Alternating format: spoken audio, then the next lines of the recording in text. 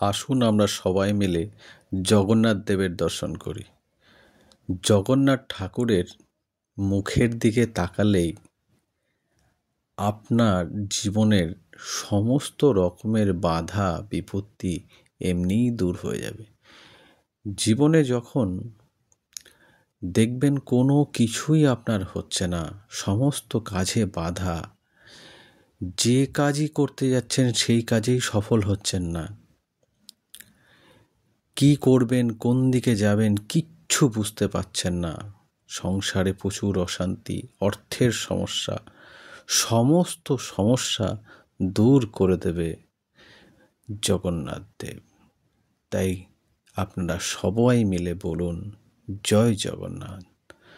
জগন্নাথ দেবকে দর্শন করুন। আপনারা যে তীর্থস্থানই ভ্রমণ করতে যান না কেন, জীবনে একবার যদি সময় হয় পুরীর জগন্নাথ মন্দির অবশ্যই যাবেন।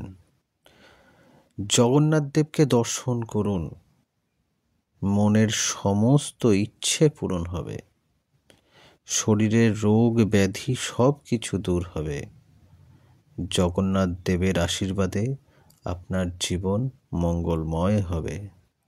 তাই সবাই মিলে বলুন জয় জগন্নাথ, জয় জগন্নাথ, জয় জগন্নাথ। জগন্নাথ দেবের পুজো করলে বা জগন্নাথ দেবকে দর্শন করলে সুখ, শান্তি, সমৃদ্ধি, মানসিক ও আধ্যাত্মিক উন্নতি লাভ করা যায়। তাই আপনারা অতি অবশ্যই জগন্নাথ দেবের দর্শন করুন। জগন্নাথ দেবকে দর্শন করলে হাজার জন্মের ফল লাভ হয়। জগন্নাথ দেবের পুজো করলে সমস্ত বিপদ ও দুঃখ থেকে মুক্তি পাওয়া যায়। জগন্নাথ দেবের দর্শন করলে বা জগন্নাথ দেবের পুজো করলে সংসারে সুখ শান্তি বজায় থাকে। জগন্নাথ দেবের পুজো করার মাধ্যমে ভক্ত ও ঈশ্বরের মধ্যে একটি গভীর সম্পর্ক গড়ে ওঠে।